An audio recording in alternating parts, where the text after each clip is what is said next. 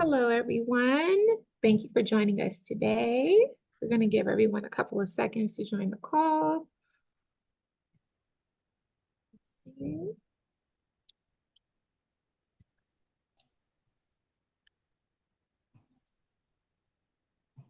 Is there a way?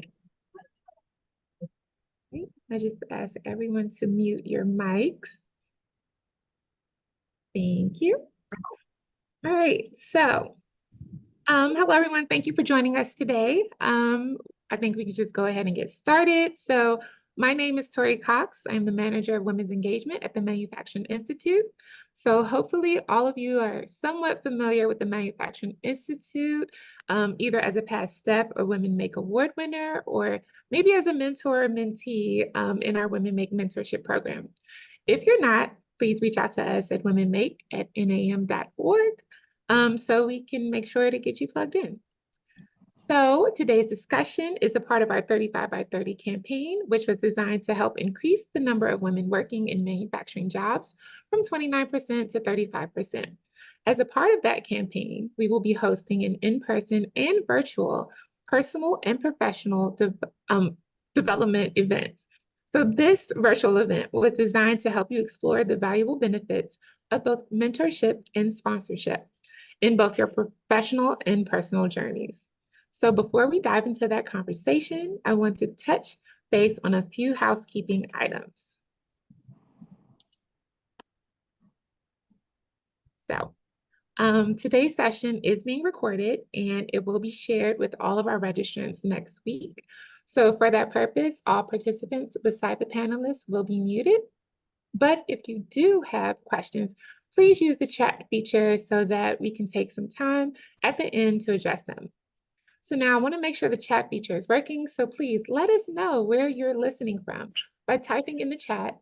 I'm also curious to see if we have any of our STEP or Women Make Award winners in the audience. So if that's you, please let us know what year you received your recognition.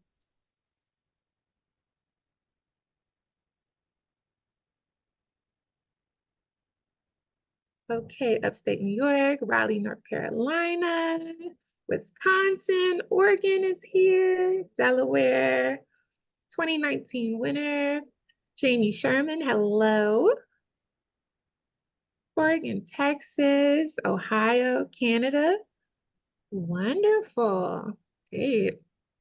Okay, so we have a very diverse group joining us today. So as I mentioned, the Women Make Awards. And speaking of that, I wanted to introduce our guest speakers for today, Jenny Paige of Goodyear and Delia Contreras of Honeywell. Both of them are actually past winners of the Women Make Awards themselves. So Delia, let's start with you. Can you share who you are, what you do, and how you got connected with the Women Make program? Thank you. Hope everyone can hear me okay. So I'm Delia Contreras. I have been with Honeywell for about almost 5 years. I started my career in Colombia, originally from Colombia. I'm a chemical engineer. And I've been in the industry for 35 years. And I always tell people that I started when I was 10 only. And so I have had the fortune and privilege to work as an individual contributor and then as a people leader in several different positions across 3 different companies and across the globe. I've worked in South America and North America, in Australia, as well as in Asia. How I ran into the Manufacturing Institute was through Honeywell. We support the programs. And I was nominated to the award about 2 years ago. And I got the fortune and the honor to get the award. And since then, I have been in the mentoring program, and then in different as a panelist in different speaking engagements. So happy to be here. Thanks for the opportunity to share my experience as a sponsor and as a mentor Thank you so much, Delia, for joining us today. And Delia is joining us by phone. So yes, she will be joining us by phone today because we had a little bit of technical difficulties. So next, Jenny, can you introduce yourself? So please feel free to tell everyone who you are, what you do, and how you got connected with the Women Make program. Sure. Hello, everyone. My name is Jenny Paige. I am the Director of Consumer Product Marketing for the Goodyear Tire and Rubber Company. Much like Delia, I'm also a mechanical engineer by degree. I've had 18 years within the tire industry, and I started actually in one of our manufacturing facilities and worked my way through developing of new products. And after about a decade of doing that, moved over to more of the business side in the product marketing realm. So I've been doing that for about 8 years and have been a mentor for a number of different organizations. Most recently, I'm a volunteer mentor with the Women Make program, and I love supporting the 35 by 30 campaign. Wonderful. Thank you so much, Jenny. So let's see. So Jenny, we're going to start with you first. So Jenny will be giving us insights into the mentorship, and Delia will be discussing sponsorship. So Jenny, let's start with you. Feel free to take it away. All right. Well, again, thank you everybody for joining and for listening. I am really excited to talk to you today about mentorship because it has been such an important part of my career so far. So when I think about my previous mentorship relationships, I've really kind of boiled it down to 5 key areas that I think have defined a successful connection within mentorship. Today, I want to go through those 5 things because I believe they will help you define a successful connection as well, either as a mentor or as a mentee. So those 5 areas are finding a good fit, establishing goals and boundaries, personalizing the mentorship, enjoying the journey, and knowing how to let go. So first, I want to jump into finding a good fit because it is so, so important. So whether you're working through a formal mentor and mentee matching process, or you've just informally been asked by someone to serve as their mentor, you'll know you've found the right match if you can do 4 things. First is communicate effectively, respect each other's perspectives, agree on the overall length of the mentoring or agree on the goal that you're achieving, and carve out matching time slots. And that last one sounds a little silly, but I have had mentors who were in different time zones, and I actually had a mentee that was in a different country once. And if you can't find a time slot that's convenient for both of you, the mentorship becomes a drain or a drag on the parties, and then you don't get the value out of it that you were intending to. So even simple things like that matter. So mentors should know that while you have a lot to offer, there's going to be pairings where you're highly effective and pairings when you're less effective, and that's okay. Don't try to be everything to everybody. Provide what direction and insights that you're able, and let that be enough. Be honest and know that it's okay to acknowledge when you don't have strengths as a mentor. So when it comes to actually finding your mentor or mentee, I personally have found mine in a number of different ways. Most of my matches have been through formal programs such as the Manufacturing Institute's program, but I've also informally taken on mentees at their request. I have also been lucky enough to have worked for a company that has a formal mentorship matching program. If your company does not, I would encourage you to ask if there would be any interest in starting one, or if they're connected to any outside organizations that offer a mentorship mentee pairing. I actually once even had a mentor approach me. This is someone I had the utmost respect for, and he told me that he saw the opportunity to build a skill in me that he was particularly strong at. It was a really great pairing and a really great opportunity for me, and the match worked because he understood my long-term career goals. So another lesson that you can take from my experience is that if you see a potential mentee that you believe you can help, don't be afraid to reach out and approach them about it. So that leads me to my second key consideration, establishing goals and boundaries early in the relationship. Mentees should really drive the goal conversation. As a mentor, I have found, particularly with less experienced mentees, that it can be challenging for them to articulate what their mentorship goal is.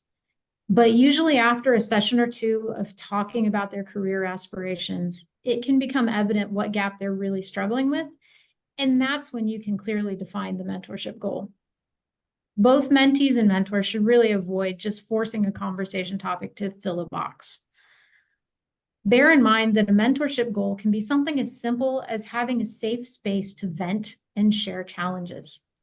I have had a mentee who was taking a new role and just needed about 6 months or so of time to vent about learning new systems and not being able to find information and not knowing how to best approach their new boss, and working through some of those struggles just at the beginning. That can be the goal. I also had one mentee who was new in her career and just wanted to get a leg up in interviews. So we spent our time together polishing her resume, role-playing interview questions, and looking over job descriptions to find roles that really fit her long-term career objectives.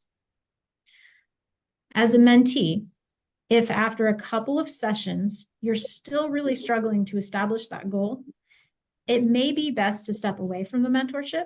You can either seek a new mentor or spend some time in self-reflection to really figure out why you desire to have a mentor. For mentors, it can be so easy to get caught up in wanting to make your mentee successful. It's important to remember that you're not responsible for whether the mentee reaches her goal. Your role is to be present, provide guidance and perspective, but not to push. And for mentees, when you're going into a session with your mentor, spend some time ahead of that to think about how you want to structure the conversation. Come with questions or discussion topics to lead the conversation so you address specific things that you're dealing with. And for both mentors and mentees, if your counterpart becomes disengaged or doesn't attend mentoring sessions as scheduled, you should value yourself and your time enough to remove yourself from that relationship and seek a different match. You need commitment from both sides to build a worthwhile connection. So the third key is to personalize the mentorship. Anybody can get online and find guides and resources that tell them how to advance their careers or what knowledge and skills to work on. Mentorship is valuable because it is personal. It gives mentees a chance to talk to someone with experience, someone who's seen the pitfalls and landmines, stepped on them, and recovered. My first job out of college was as an engineer in a tire manufacturing facility. I was a couple of months pregnant when I started, and I remember sitting in a meeting when the baby started moving. I couldn't stop smiling, and I looked around, and I was the only woman in a room of about 15 men. And I may have been the only one in my 20s. That was the first time I really felt different. And it was a weird feeling and not something that school had prepared me for.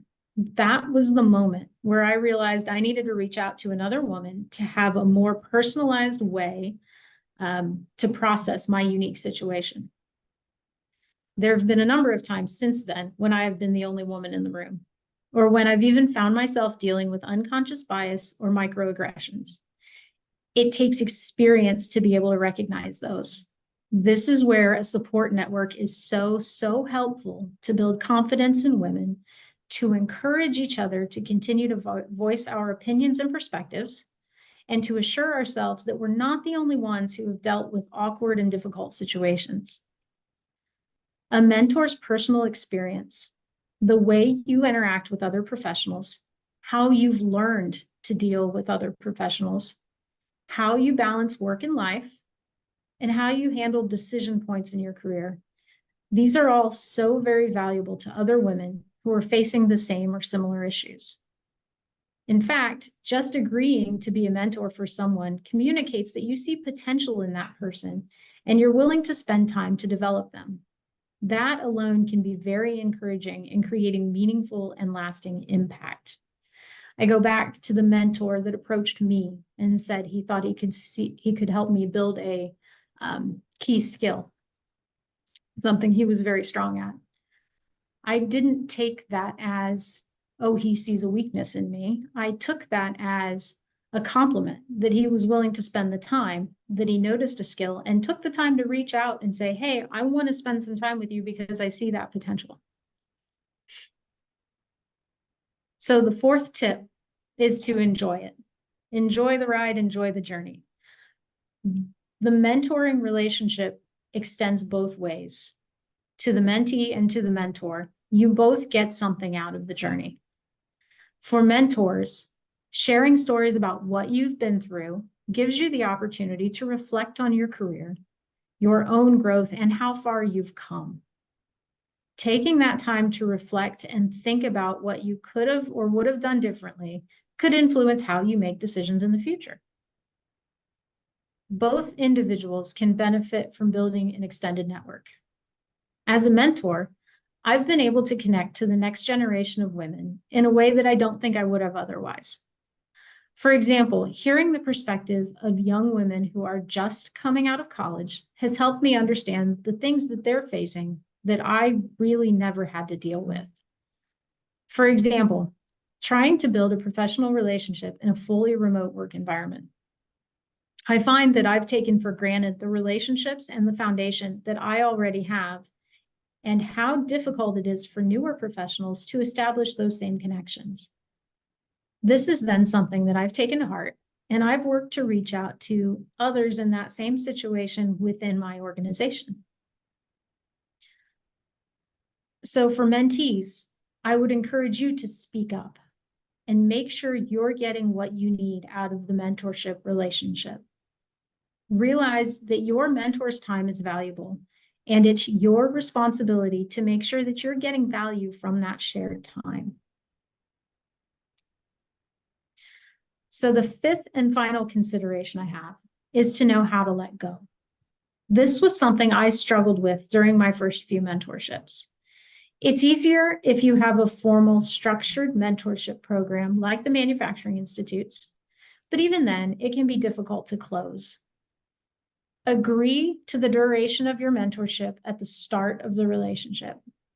If you're just getting into mentoring, I would suggest capping an experience at 9 to 12 months. I've had varying lengths of mentorships, and that 9 to 12 months feels like the sweet spot to me. Once you notice the momentum of the conversation start to slow, that's a sign that it's time to move on. At the end of the time that you have together, have a check-in conversation to evaluate whether you've reached the goals of the mentorship or not, and whether you want to extend it a little bit or not. I had a mentor who once told me that you should identify and try to emulate the strengths of each of the mentors that you have, particularly for less experienced employees. It's in their best interest to get exposure to several different people, styles, and advice. Ending one mentorship experience on a high note opens space for you both to meet your next match and continue to build your network. When a mentorship ends, that doesn't mean the relationship ends. You can stay connected to your mentor or mentee throughout your career if you choose, but just in a more informal way. So in closing, I want to recap the 5 tips. Find a good fit. Establish goals and boundaries early in the relationship. Personalize the mentorship. That's where the real value is. Enjoy the experience and find value either as the mentor or as the mentee. And know when it's time to move on to the next relationship. Everyone can benefit from being a mentor or a mentee. The Manufacturing Institute has great woman-to-woman mentoring program that provide guidance and give both mentors and mentees the experience and the value that comes out of the mentorship process. And I would encourage all of you to get involved with that. Thank you for listening. And that's all for me. Thank you so much, Jenny. So I agree. I think it's really important to tailor the mentorship around the aspirations of like the mentee, and just set those clear objectives and boundaries in the beginning. So thank you so much for that. So as mentioned before, Delia will be sharing some insights into sponsorship. Well, thank you. I couldn't agree more with Jenny. I think it's all very helpful advice. Based on my past experience, all hits on the key points. So let's talk a little bit about sponsorship. I've heard, and it's my experience, that women in particular are over-mentor and under-sponsor. And I have to agree with that.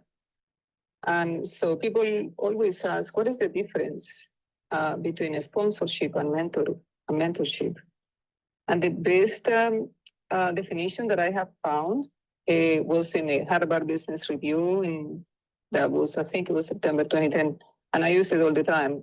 So sponsoring is really a specific form of mentoring in which the mentor goes beyond giving feedback and advice and uses his or her influence with senior executives to advocate for the mentee when the mentee is not there. And so that could be done in a formal or informal way. In my particular case, the sponsorships that I have had in my career have been mostly informal. I have never been in a formal as a sponsee. As a sponsor, I have been multiple times, and with Honeywell, I am part of the Diversity Career Advancement Program sponsorship. And we do have 2 blocks of people that we do the sponsoring from once a year. The program lasts for a year. And one is only for women, and another one is for all different kind of diverse people in the program. So when you go into, either you go into the formal sponsor program because you've been selected. Being selected for the program means that you probably are considered a top talent. Typically, that's how companies do in general. I've been through 3 different companies, as I said, and every single one of them, the program has been like that.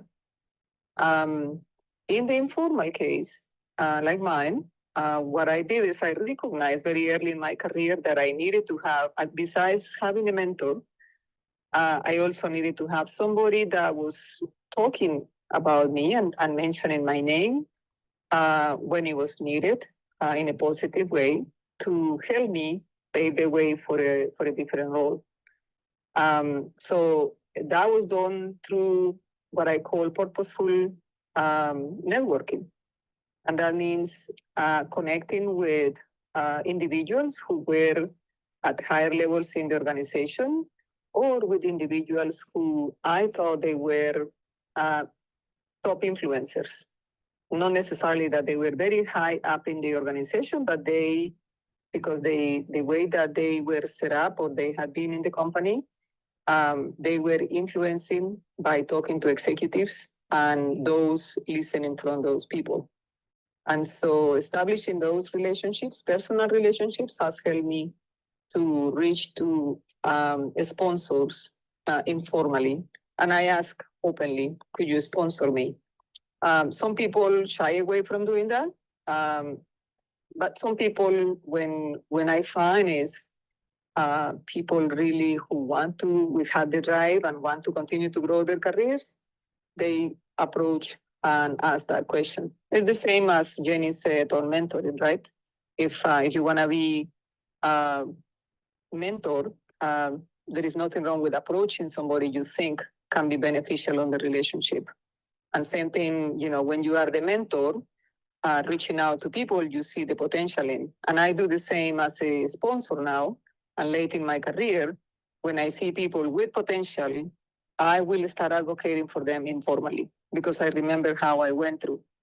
When you establish the relationship, it's very similar in that case with what Jenny was suggesting for the mentoring. Okay, so you establish a rhythm of meetings to establish some objectives anyway, because in any sponsoring relationship, to be successful, I think there are 4 key things that you need to remember. The first one is my job as a sponsor is to guide my sponsee and help that person navigate through some of these things that the person needs to navigate or wants to navigate through and learn from.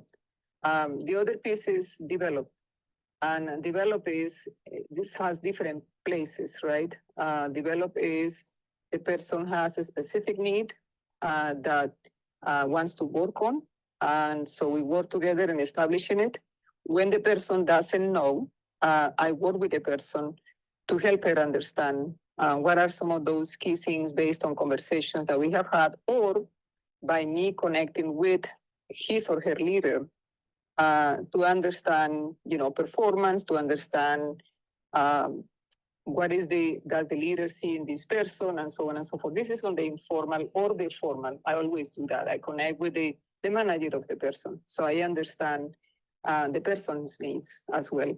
And then the third piece is advocating, which is the most critical piece when you are a sponsor. If you're not doing the advocating and then the last piece, which is influencing, then you are just also becoming another mentor because you are not going to the further step, and that is talking about this person and looking for potential opportunities for this person that align with the person's career objectives, right? When the person is not present, or putting, like people say sometimes, putting the name in the hat when you see opportunities that person could benefit from. So advocating is very important, talking about that person with different people, depending on, again, on what is it that the person wants to do. And then finally, influencing, right? And that is influencing the outcome. So you once you advocate and you understand, also influencing the outcome and hopefully getting that person what she or he needs or wants to continue to grow their career.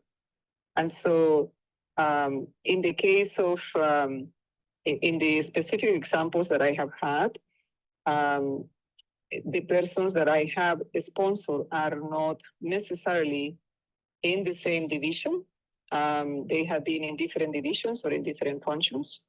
So don't stop just by thinking that it's only, your leader's leader or, the third line on your leaders, but you can also go and find a sponsor in a different division. And again, it all depends on what you are looking for, right? And how much influence that person could have to help you. And again, as a sponsor, I'm always connecting with the leader of the person that I'm sponsoring. I'm connecting probably 2 or 3 leaders above that person, just to make sure that the people that have the power to make decisions or promotions or for different jobs are going to have the name of my sponsee in the hat and is being considered for. And then understanding sometimes feedback from them on and asking the question of if this person is not good for this role, then what other opportunities or what are the gaps that this person have that I can work directly with this person on. The other piece that I do as a sponsor, it's matching reality with expectations. What does that mean? It means that sometimes people come to me and say, Delia, I want to be so X and Y. I want to be a director in X amount of time. And then I capture that and I understand. I ask a lot of questions trying to understand A, if the person really has the skills to get there or has the potential to get there. And then B, going and talking to the manager or the 2 or 3 level leader and understanding, is that person really considered for that? Can that be a good candidate? And so it's important to match reality with expectations. And if it is only a matter of, okay, yeah, that person, it's considered that it needs to work on this, on that, then it's easier for me to go back and pass on some of that feedback and then start working with that person on a specific plan to close some of those gaps. And always setting up some time in which we say, okay, this is the time that we're going to give ourselves to get there. But understanding that it's not a given. So having a sponsor doesn't mean you are going to automatically going to get a promotion. Again, matching the reality with expectations, okay? But it means that you are improving your probability. I'm an engineer, so I always talk about probability. Your probability of getting what you want. So it is important to have one.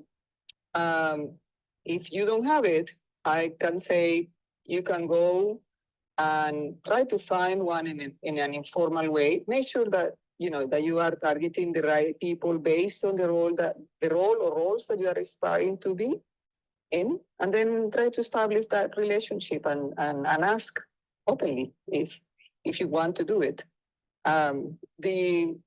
Again, success on sponsoring is, for me, is when I'm able to get what the sponsee thought was needed, or sometimes it has happened that the person comes and tells me, okay, Delia, this is where I want to go, and this is how I want to get there, or this is where I want to go, and this is how long I want to get there to. And sometimes based on, feedback I receive, I come back to her and or him, and I say, what if have you considered X or Y, other options, right? Because I don't think the option that the person is set on, it's going to happen for that person. And I mean, I can say the number of times that I've done it, it's been successfully, the person has listened, and I have been able to shift that person in a different direction and influence the outcome for that person. And then, 3 or 4 years later, I hear from the person, and the person is happy with the change that I suggested, and they were able to get. So again, it's a more involved role or relationship, and it's more work for the sponsor, and it's also work for the sponsee as well. But it's a give and take. What do I get out of sponsoring somebody? Typically, I get to network with people or leaders from other organizations that otherwise I would have never been connected to. And actually, I have been able to use some of those connections later on when I need to escalate the problem, or I need to solve something, or I need to get a service. And the opposite is true. Some of the, in the more formal sponsoring program that I'm in with Honeywell, I get connected with all the other sponsors. And again, it's people that otherwise I would not have been connected to. So my network continues to grow. So I mentor a number of people. I sponsor one because I only do one because it's a lot of work. I do mentor about 5 people also inside the company, and I mentor 2 others outside the company. So, I think that I don't want to go and spend too much time on that, but probably leave it a little bit for people to ask questions. Hopefully, I'm making sense, and it's helpful somewhat.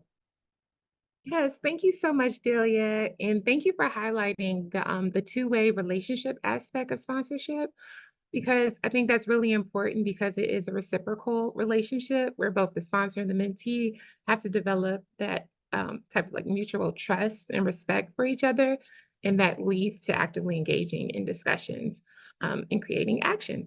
So, so now we will open the meeting for questions. So if you haven't already done so, please feel free to submit your questions in the chat box. So let's get started. So the first question, this is both for you, Jenny and Delia. So what are some effective strategies for approaching someone to be your mentor or sponsor? So Jenny, you can go first. Sure. That's actually a really good question. I think the most important piece, if you're going to approach someone and ask them to be your mentor, is to come with a plan. Explain to the person why you specifically are asking them to be your mentor. What is it that they provide, or what is it that you've recognized in them that you're trying to emulate or you're trying to learn, right? Explain what you think your mentoring goal is up front and why this person can help support that. Come with a thought around what you think the cadence of meetings would be and the commitment that you're asking for. Now, obviously that can change as you start into it, but at least come with, showing that you've put some thought into this beyond just, hey, would you be my mentor, right? That's the biggest thing that I would add to that. Personally, I don't use my direct manager as a mentor, because I find it gets a little bit complicated when instead of working on skill building, you start working on getting through project objectives, right? You already get regular meetings with your direct supervisor, and you've already got, hopefully, year goals that you're already having regular meetings where you're getting feedback on how you're doing in that particular role. I find that very separate than the mentorship relationship and the skill building piece of things. So I tend to not use my direct manager or ever ask them to be my mentor. The other thing I would suggest is not to approach someone if you know they already have several mentees. Delia just mentioned she has quite a few. It divides their time a bit too much, and it doesn't allow them to give you their full attention. So if you know somebody already has quite a few mentees, I would avoid asking them and either wait until they have another opening or approach somebody else that you think can serve the same purpose. Wonderful. So Delia, same question. So what are some effective strategies for approaching someone to be your sponsor?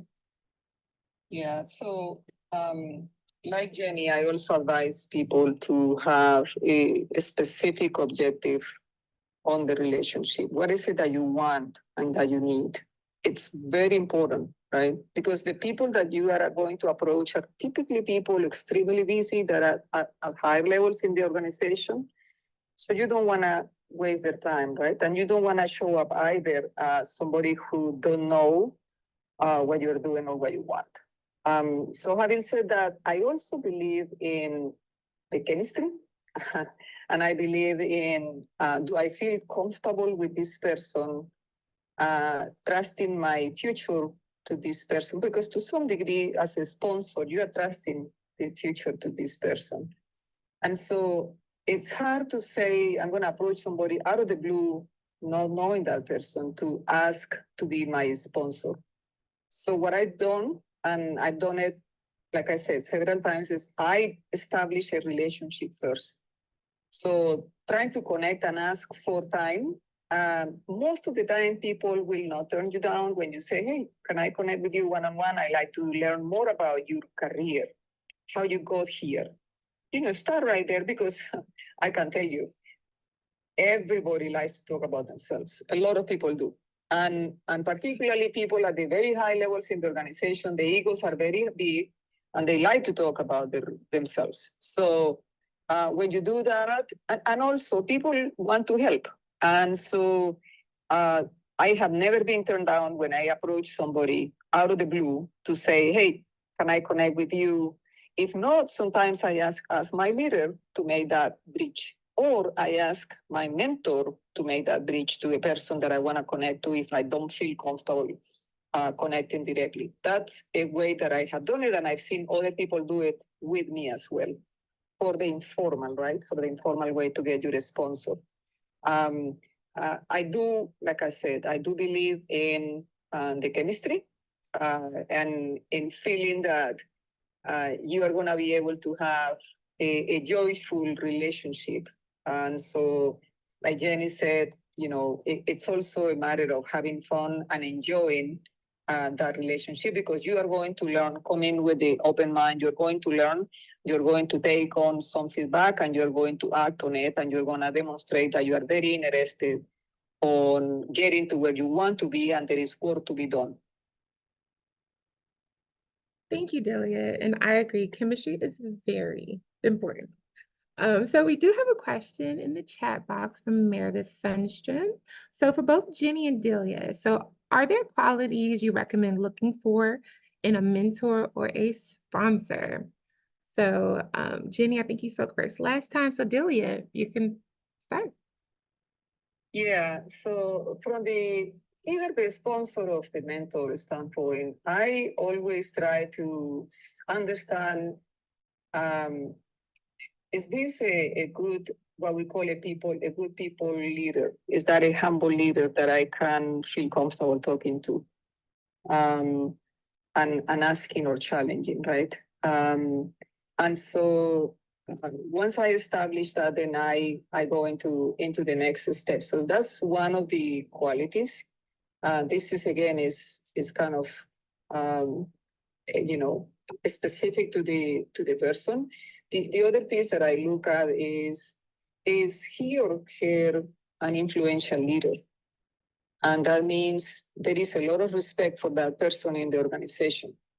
Not necessarily that is way, like I said before, is way up there, but I've seen that person gets things done because the person, or the leaders go to him or her for advice. And so those are things that you have to be very observant, and you have to stay plugged in with what is happening in the organization and around you. But those are the kind of the things that I look for on the mentor or the sponsor. And I think the other piece is that person, even though that person is busy, I have heard positive feedback about how that person does as a mentor or as a sponsor.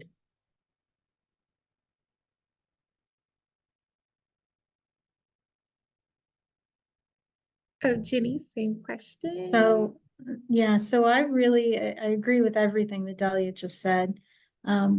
I think if your goal is to really move up within your organization, I think she is right on point that you need to look for people who are well respected and whose skill sets are highly valued in that organization. I think that certainly helps to give you that leg up. I think there isn't a universal set of qualities that you're looking for, right? It really depends on what you're getting out or wanting to get out of the relationship. If you're looking for that safe space, right, you need somebody that you can vent to about frustrations that you're dealing with, then that's a certain type of leader. Or if you're looking for somebody to be brutally honest, right, what we call the truth teller, that's a little bit of a different personality. So I think establishing the goal that you're trying to find first, and then looking at the group of leaders that you trust, and picking the personality that most fits for the goal that you're trying to achieve. The other thing that I thought Delia hit on that was very important is, sometimes if you're not comfortable making the connection, if you know that there's an area you want to work on, go to your manager, go to your leader and say, hey, here's an area I want to work on. I'm not sure who I could reach out to best help me with this. Is there somebody you would recommend that could be a good mentor for this? And I think that's highly appropriate. I think it actually shows a lot of good on you that you took the time to do that, and that you're getting another perspective on, look, I want to put it out there that I want to work on this skill, and I'm not exactly sure how to do that. Can you help me? So I think that's another way you can approach it too. Perfect. So we have another question in the chat box. So this person said, mentorship involves a lot of trust between the mentor and mentee. Is it advisable to avoid developing a friendship with your mentor? Also, to avoid being mentored by or mentoring your friend at work?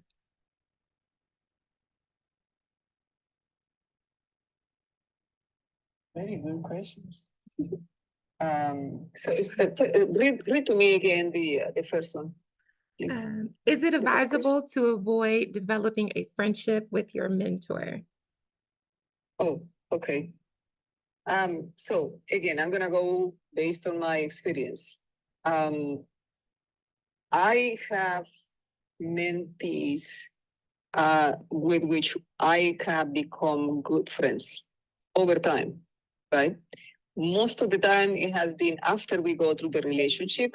If it has been a relationship of, let's say, 6 months or a year, if it is a formal one through the company.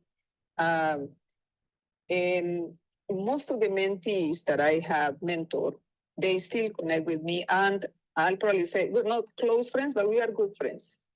And same thing happened with the sponsees. I always tell people I'm fairly effective working one-on-one. And I think it's because I'm very straightforward and I don't, if you ask me a question, I will go and tell you what I think it is, and I will not sugarcoat it, or I will not give you a politically correct answer. And I think people like that, and the reason. So could that develop into a personal friendship? Absolutely. And again, it's because it goes back to the chemistry, right? I feel comfortable with this person.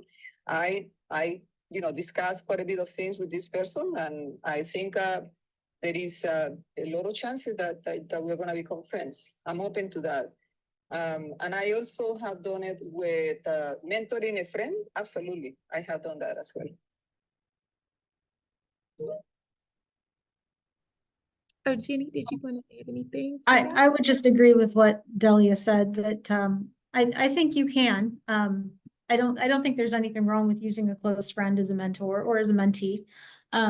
But I think you've got to have the discipline that when you have the scheduled mentoring sessions that you stick to the topic at hand, right?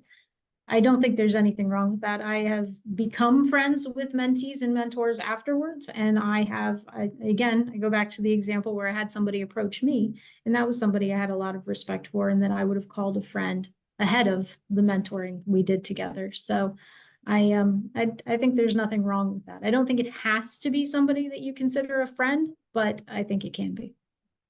I think we have time for one more question. So in closing, let's see. So how do you suggest balancing the roles between mentorship and sponsorship, particularly for those who are seeking both guidance and aiming to support others in their career? Oh, Delia, you can start first if you would like. Yeah, it's kind of a hard question for me, because like I said, I have a number of people that I mentor, and just one that I sponsor. And, it's balancing that is not easy. I guess the question is if I have several of them, or the question is more of a, when I am in the relationship, well, how I balance that. I'm not sure about the question, though, the intent of the question. Jenny, did you have anything you wanted to add to that one? Just Um, balancing. So I'm going to point back to something Delia said earlier, that I thought was actually a great point. Having a sponsor doesn't automatically mean promotions, that you've got to match reality with expectation, right? So I think there is a sort of a natural balance between the two. When you approach somebody and ask about sponsorship, and you have those discussions about what your long-term career goals are, I think naturally it brings to the surface potentially skills that you need to work on, or boxes you haven't checked in order to get to where you want to go. And I think that naturally leads into some mentorship to help you build those areas that you need to long-term, for your sponsor to be able to advocate for you and get you to where you're trying to get to. Yeah, agree. Wonderful. So thank you all so much for submitting your questions. I'm going to share my screen really quick. Okay, so here are some highlights from today's conversation. So for mentorship to thrive, Jenny mentioned that it's important to verify that you are a good match, set goals, and establish boundaries. As the mentorship takes shape, know when and how to end the journey so the both of you can move on to other perspectives. And remember, mentorship is a very rewarding experience, and all of us can benefit from building those connections that help support and encourage other working women. Okay, and then here are some key takeaways about sponsorship. So Delia mentioned sponsoring is a specific form of mentoring in which the mentor goes beyond giving feedback and advice and uses his or her influence with senior executives to advocate for the mentee. Sponsoring can be established through a formal program or an informal setting. And sponsoring can also be viewed as a two-way relationship where both the sponsor and participant may proactively initiate discussion or action. So it looks like we have reached the end of today's webinar. So I appreciate everybody for joining us, especially our guest speakers. So please be on the lookout for an email from us next week with a recap and some resources from today's discussion. In that email, we will also share links to both Jenny Paige and Delia Contreras LinkedIn pages so you can connect with them directly. We will also share information on how to sign up as a mentor or mentee for the 2025 Women Make Mentorship Program. So if you have any questions about the Women Make Mentorship Program, please reach out to us at mentorship@nam.org. And as always, we welcome your feedback, questions, and comments. So you can reach us at womenmake@nam.org for that. So that is all I have for you today. So be safe, stay cool, and we hope to talk to you soon. So thank you so much for joining us and have a great afternoon.